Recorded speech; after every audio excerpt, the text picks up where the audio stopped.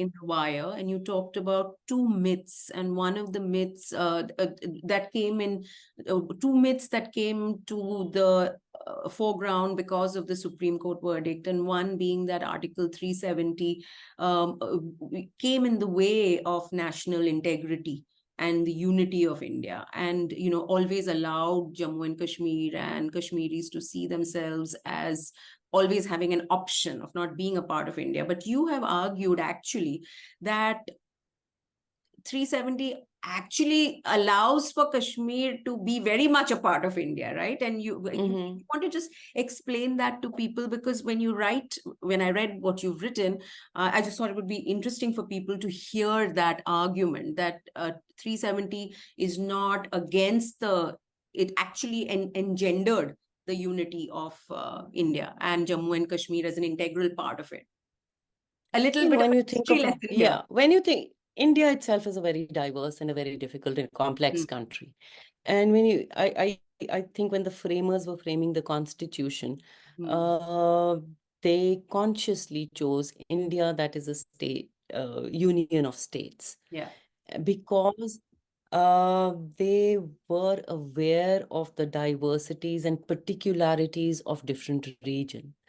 Kashmir, of course, was a different case, and it was like the centerpiece of India's asymmetric federalism.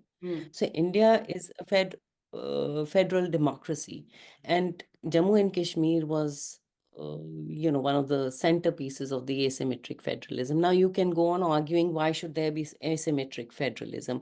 I think for any liberal democracy, and then especially for a very diverse country like India to function, you need these kind of asymmetric models in place so that people can be kept together.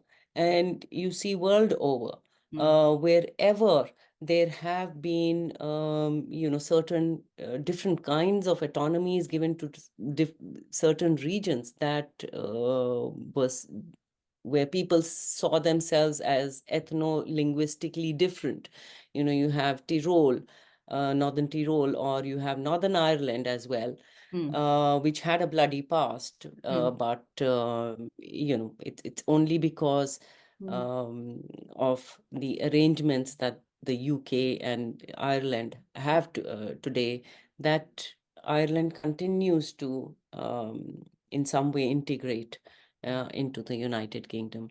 You have the Ireland's model, and you have Belgium, for instance, which has its own different ways of giving autonomy to the German and the French-speaking people, and in that way, I thought, for anybody who believes there should be a liberal democracy and the federal system should be strengthened, there should be devolution of powers, would believe that a region as complex as Jammu and Kashmir, the best arrangement for it was to have greater autonomy.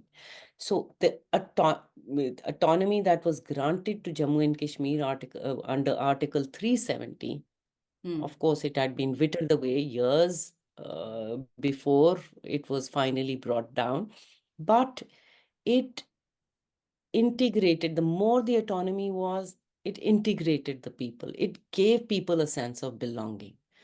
The more you take the autonomy away, the more they're going to be wary, the more they're going to be insecurities, the more there is going to be trust deficit.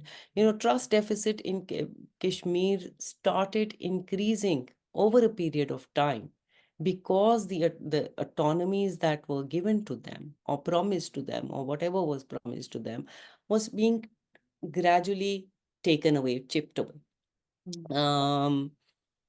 And when I also say this, and on Article 370, after Article 370 was introduced in the Indian Constitution, the clause temporary was used, but the clause temporary was actually meant to give the J&K Constituent Assembly the time to frame the constitution and to ratify Article 370. Do they accept Article 370? So 370 became the basis of the constitution of Jammu and Kashmir. Mm. And the constitution of Jammu and Kashmir, section 3 says that J&K will be an integral part of Yeah, India. yeah. So here is, you accept that autonomous status and you say we are an integral part of India. And this was done democratically through elected representatives. Of that J&K Constituent constitution Assembly. says, yeah. Mm, mm, mm. So it's more democratic.